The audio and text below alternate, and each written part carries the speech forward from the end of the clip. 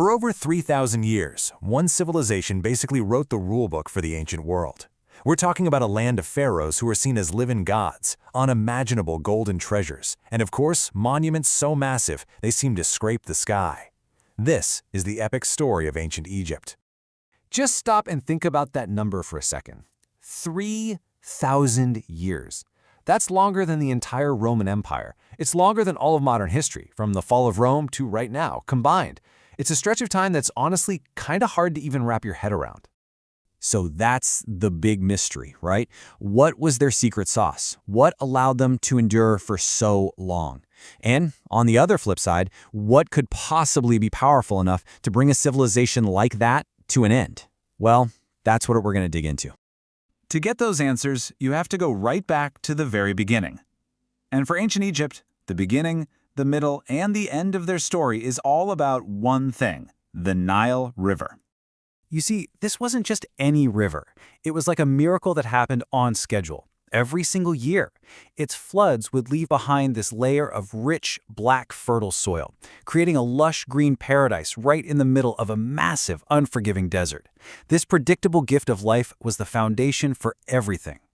So naturally, little villages popped up along this fertile strip. Over time, they grew into two separate kingdoms. You had Upper Egypt in the south and Lower Egypt in the north. Then, around 3100 BC, this seriously powerful king, Narmer, comes along, conquers his rivals, and unites the two lands. And just like that, the world's very first nation-state is born, and Narmer becomes the first ever pharaoh. And once they were unified, wow, did they get ambitious. This next period, the Old Kingdom, is often called the Age of the Pyramids, and for good reason. This was their first real golden age, an era of building on a scale the world had literally never seen before. Take a look at this number, 2.3 million. That's how many colossal stone blocks they think were used to build just one building, the Great Pyramid of Giza. We're talking about blocks that weighed more than an SUV. And they stacked those blocks almost 500 feet into the sky. For nearly 4,000 years, it was the tallest man-made structure on the planet. I mean, that's just an unbelievable feat of engineering.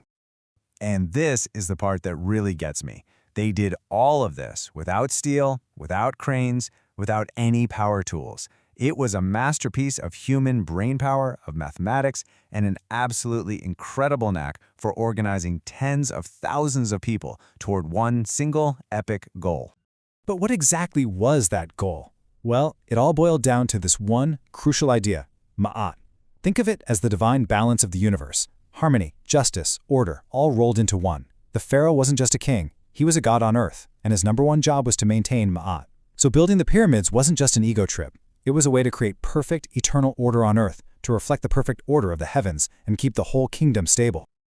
Okay, so after a bit of a shaky period, Egypt came roaring back, stronger than ever before. This new phase is called the New Kingdom, and this was Egypt at its absolute peak. It was a rich, powerful, and basically unstoppable military superpower. This was their heyday. And you can really see the power of this era in two of its most famous pharaohs. On one hand, you have Hatshepsut, an incredible female pharaoh who focused on peace, trade, and building some of the most beautiful temples Egypt has ever seen. Then, on the other hand, you have Ramses the Great.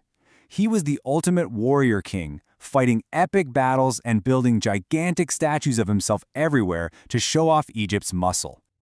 The New Kingdom was also full of drama. You had one pharaoh, Akhenaten, who decided to throw thousands of years of religion out the window. He declared there was only one god, a sun disk called the Aten. You can just imagine the shockwaves this sent through society. It really shows you how much power a single pharaoh had. But you know how these stories go. Even the greatest empires can't last forever. After reaching these incredible heights, a long, slow decline started to set in for Egypt. Remember Ma'at, that core belief in cosmic balance and order?